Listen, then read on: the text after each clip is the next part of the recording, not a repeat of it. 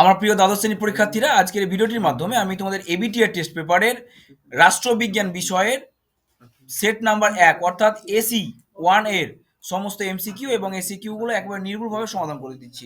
সেজন্য তোমরা অবশ্যই সম্পূর্ণ ভিডিও দেখবে, একটু স্কিপ না করে, ঠিক আছে? তো চলো প্রথমে আমরা এমসিকিউ গুলো সলভ করে নিই।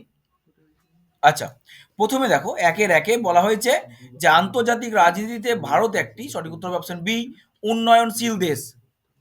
2, আন্তর্জাতিক সম্পর্কের বিশেষজ্ঞের কাজ, সঠিক উত্তর হবে অপশন বি, বিশ্লেষণ করা। 3, প্রক্সি যুদ্ধের কৌশলটি ব্যবহৃত হয়েছিল, সঠিক উত্তর হবে অপশন সি, ঠান্ডা লড়াই। তারপর দেখো 4, পররাষ্ট্রনীতির একটি অভ্যন্তরীণ উপাদান হলো, সঠিক উত্তর হবে অপশন এ, প্রতিবেশী রাষ্ট্রের আচরণ। তারপরে দেখো 5, বৈদেশিক নীতি যে রাষ্ট্রের একটি বৈশিষ্ট্য তা হলো, সঠিক উত্তর হবে অপশন এ, স্বাধীন রাষ্ট্র। 6, ভারতের পররাষ্ট্রনীতি কোন জোটকে সমর্থন করে, সঠিক উত্তর হবে অপশন বি, জোট নিরপেক্ষতাকে। তারপর দেখো 7, সম্মিলিত জাতিপুঞ্জের পূর্ববর্তী সংস্থাটি হলো, সঠিক উত্তর হচ্ছে অপশন ডি, জাতিসংঘ। 8, 1945 সালে কটি সদস্য নিয়ে সম্মিলিত জাতিপুঞ্জ তা যাত্রা শুরু করে, সঠিক উত্তর হবে অপশন বি, 50টি। 9, নিরাপত্তা পরিষদের অস্থায়ী সদস্যদের কার্যকালের মেয়াদ, সঠিক উত্তর হচ্ছে অপশন এ, 2 বছর। তারপর দেখো 10, অর্থনৈতিক ও সামাজিক পরিষদের কত অংশ সদস্য প্রতি বছর অবসর নেন, সঠিক উত্তর হবে অপশন এ, 1/3 অংশ। 11, ভারতের রাষ্ট্রপতি নির্বাচনে ভোট গণনা পদ্ধতিকে বলা হবে, সঠিক উত্তর হচ্ছে অপশন সি, কোটা। 12, ভারতের অ্যাটর্নি জেনারেলকে নিযুক্ত করেন, সঠিক উত্তর হবে অপশন এ, রাষ্ট্রপতি। 13, ভারতীয় সংসদের অবিচ্ছেদ্য অঙ্গ হলেন, সঠিক উত্তর হচ্ছে অপশন এ, রাষ্ট্রপতি। 14, রাজ্য আইনসভার উচ্চকক্ষ হলো, সঠিক উত্তর হচ্ছে অপশন বি, বিধান পরিষদ। তারপর দেখো 15, সুপ্রিম কোর্টের বিচারপতি হিসেবে নিযুক্ত হতে গেলে বা হতে হলে ন্যূনতম বয়স হতে হবে, সঠিক উত্তর হচ্ছে অপশন ডি, বয়সের কোনো শর্ত এখানে নেই। তারপর দেখো 16, বিচার বিভাগীয় সমীক্ষার অধিকার রয়েছে, সঠিক উত্তর অপশন এ, সুপ্রিম কোর্টের।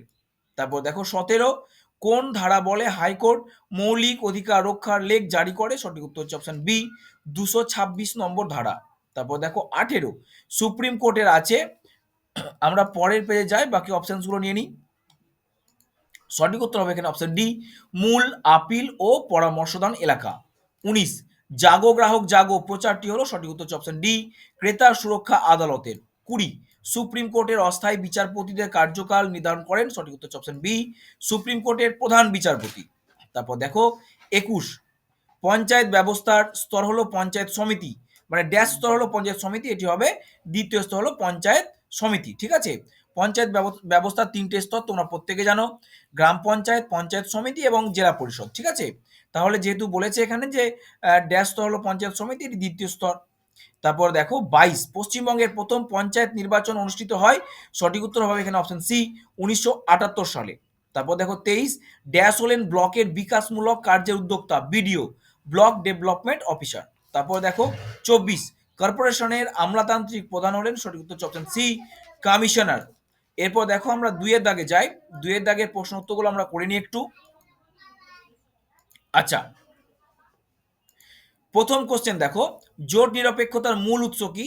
জোট নিরপেক্ষতার মূল উৎস হলো ঠান্ডা যুদ্ধে দুনিয়ায় কোনো জোটে যোগ না দিয়ে সাম্রাজ্যবাদ ও উপনিবেশবাদ বিরোধী জাতীয় চুক্তি আন্দোলন, এটি হচ্ছে জোট নিরপেক্ষতার মূল উৎস। তারপর দেখো অথবা করে, তৃতীয় বিশ্বের কোন দেশ কোনগুলি? তৃতীয় বিশ্ব বলতে এশিয়া, আফ্রিকা ও লাতিন আমেরিকার দেশগুলিকে বোঝায়, যারা পুঁজিবাদী বা সমাজতান্ত্রিক কোনো জোটে অন্তর্ভুক্ত না হয়ে নিজেদের স্বতন্ত্র অস্তিত্ব বজায় রাখতে সচেষ্ট হয়েছে। 2, পেরেস্ট্রোইকা বলতে কি বোঝো? খুব গুরুত্বপূর্ণ এই প্রশ্নটি তোমাদের জন্য। পেরেস্ট্রোইকা হলো পুনর্গঠন, পরিবর্তন, সংস্কার সাধন এবং বাজার ও অর্থনীতির পরিবর্তনের একটি প্রক্রিয়া যা জনগণ ও রাষ্ট্র উভয়ের উপর থেকে কমিউনিস্ট পার্টির নিয়ন্ত্রণকে হ্রাস করে। এক কথায় পেরেস্ট্রোইকা হলো অর্থনৈতিক বিকেন্দ্রীকরণ। আমি তোমাদের এই চ্যানেলের মাধ্যমে এবিটিএ টেস্ট পেপারের বাংলা, ইতিহাস, রাষ্ট্রবিজ্ঞান, দর্শন এবং শিক্ষাবিজ্ঞান এই 5টি বিষয়ের সমস্ত পেজের সমস্ত এমসিকিউ এবং এসএকিউ গুলো একেবারে নির্ভুলভাবে, হ্যাঁ একদম নির্ভুলভাবে সলভ করে দিচ্ছি। সেজন্য তোমরা যদি আমার চ্যানেল নতুন হয়ে থাকো, অবশ্যই চ্যানেলটিকে সাবস্ক্রাইব করে পাশে থাকবে। আর তাছাড়া শিক্ষা সংক্রান্ত যাবতীয় আপডেট পরবর্তী দিনে সবার প্রথমে তোমরা আমার এই চ্যানেলের মাধ্যমে পেয়ে তো যাচ্ছ। তারপর দেখো 3, ঠান্ডা লড়াইয়ের বিপরীত অবস্থার নাম কি? ঠান্ডা লড়াইয়ের বিপরীত অবস্থার নাম হচ্ছে দেতাত মনে রাখবে কোন সালে ঠান্ডা লড়াইয়ের পরিসমাপ্তি ঘটে? ঠান্ডা লড়াইয়ের পরিসমাপ্তি ঘটে 1991 সালে। দেখো এই বিষয়টি হচ্ছে যদি তোমাদের সাল বা বলে যে মানে কত খ্রিস্টাব্দে, তখন তোমরা লিখবে 1991 সালে। আর যদি তোমাদের বলে যে ঠান্ডা লড়াইয়ের পরিসমাপ্তি ঘটে কোন দশকে, তখন তোমরা লিখবে যে 1990 এর দশকে। ঠিক আছে। তারপর দেখো 4, ভারতের বিদেশ মন্ত্রীর বা বিদেশ নীতির প্রধান স্তম্ভ কি? ভারতের বিদেশ নীতির প্রধান স্তম্ভ হলো পঞ্চশীল নীতি। তারপর দেখো অথবা করে প্রতিরোধ নীতির মূল প্রয়োগকর্তা কে? প্রতিরোধ নীতির মূল প্রয়োগকর্তা হলেন জওহরলাল নেহেরু। তারপর দেখো 5, দ্য রিলেশন অফ নেশন গ্রন্থের লেখক কে? দ্য রিলেশন অফ নেশন গ্রন্থের লেখক হলেন হার্টম্যান। এরপর দেখো 6, SAFTA গঠনের মূল উদ্দেশ্য কি? দেখো SAFTA বা সাপটা গঠনের উদ্দেশ্য হলো ইউরোপীয় ইউনিয়নের মতো দক্ষিণ এশীয় একটি সংঘ গড়ে তোলা, যেখানে সংশ্লিষ্ট দেশগুলির মধ্যে বাণিজ্যিক আদান প্রদান চলবে, যার জন্য সার্কের দ্বাদশ সম্মেলনে এই সাপটা গঠনের সিদ্ধান্ত গ্রহণ করা হয়। অথবা দেখো বিদেশ নীতি ও কূটনৈতিক নীতির প্রাধান্য কি? পররাষ্ট্র নীতি হলো একটি দেশের পররাষ্ট্র বিষয়ক নীতিসমূহ, আর কূটনীতি হলো সেগুলি কার্যকর করার পন্থা, পদ্ধতি বা কৌশল। সংক্ষেপে বলা যায় পররাষ্ট্র নীতি হলো লক্ষ্য এবং কূটনীতি হলো লক্ষ্যে পৌঁছানোর মাধ্যম। 7, সম্মিলিত জাতিপুঞ্জের কোন দুটি সংস্থা সনদ সংশোধনে কাজ করে? সম্মিলিত জাতিপুঞ্জের সাধারণ সভা ও নিরাপত্তা পরিষদ, এই সংস্থা দুটি সনদ সংশোধনে কাজ করে। অথবা করে দেখো সম্মিলিত জাতিপুঞ্জ সনদের যে কোনো একটি নীতির উল্লেখ করো। সম্মিলিত জাতিপুঞ্জের একটি উল্লেখযোগ্য নীতি হলো আন্তর্জাতিক শান্তি ও নিরাপত্তার বিঘ্ন সৃষ্টি না করে সকল সদস্য রাষ্ট্রকে বিসংবাদগুলি শান্তিপূর্ণভাবে মীমাংসা করতে হবে। এটি 3 নম্বর উপধারাতে বলা হয়েছে। মানবাধিকার দিবস রূপে বছরে কোন দিনটি পালিত হয়? 10ই ডিসেম্বর। তারপর দেখো ইউনিসেফ কি? ইউনিসেফ হলো United Nations international children's emergency fund, জাতিসংঘের একটি বিশেষ সংস্থা যা বিভিন্ন দেশের, বিশেষ করে উন্নয়নশীল দেশে শিশুদের সেবা প্রদান করে থাকে। দ্বৈত ভিটো কি? দেখে নাও। পদ্ধতিগত বিষয় ছাড়া অন্যান্য গুরুত্বপূর্ণ বিষয়ের সিদ্ধান্ত গ্রহণের ক্ষেত্রে নিরাপত্তা পরিষদের স্থায়ী সদস্যরা একই বিষয়ে দুবার ভিটো ক্ষমতা প্রয়োগ করলে তাকে দ্বৈত ভিটে বা ডাবল ভিটো বলা হয়। অথবা করে দেখো নিরাপত্তা পরিষদে অস্থায়ী সদস্যদের কোন সংস্থা নির্বাচিত করে? জাতিপুঞ্জের সাধারণ সভা সদস্যরা নিরাপত্তা পরিষদে অস্থায়ী সদস্যদের নির্বাচন করে। তারপর দেখো 11, ভারতের রাষ্ট্রপতির পকেট ভেটো ক্ষমতা বলতে কি বোঝো? পার্লামেন্টে পাস হওয়ার পর কোনো বিল রাষ্ট্রপতির কাছে গেলে রাষ্ট্রপতি সেই বিলে স্বাক্ষর দিতে পারেন বা পুনর্বিবেচনার জন্য ফেরত পাঠাতে পারেন, বা কোনো কিছু না করে অনির্দিষ্ট কালের জন্য সংশ্লিষ্ট বিলকে আটকে রাখতে পারেন। এই অনির্দিষ্ট সময়কালের জন্য বিল আটকে রাখাকে বলা হবে পকেট ভিটো। তাহলে দেখো অথবা করে ভারতের উপরাষ্ট্রপতি কিভাবে নির্বাচিত হন?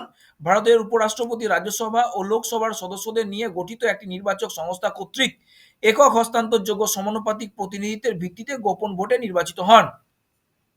তারপর দেখো 12, ভারতের একটি অঙ্গরাজ্যের সাংবিধানিক প্রধানকে? ভারতের একটি অঙ্গরাজ্যের সাংবিধানিক প্রধান হলেন রাজ্যপাল। তারপর দেখো 13, সুপ্রিম কোর্টের এখতিয়ার বা এলাকাগুলি কি? সুপ্রিম কোর্টের এখতিয়ার বা এলাকাগুলি হলো মূল এলাকা, আপিল এলাকা, পরামর্শদান এলাকা, তারপর দেখো নির্দেশ, আদেশ বা লেখ্য জারি এলাকা। তারপর দেখো অথবা করে গণ আদালতের কার্যাবলীগুলি কি কি? লোক আদালত বা গণ আদালতের কার্যাবলী দেওয়ানি সংক্রান্ত মামলার মধ্যেই সীমাবদ্ধ।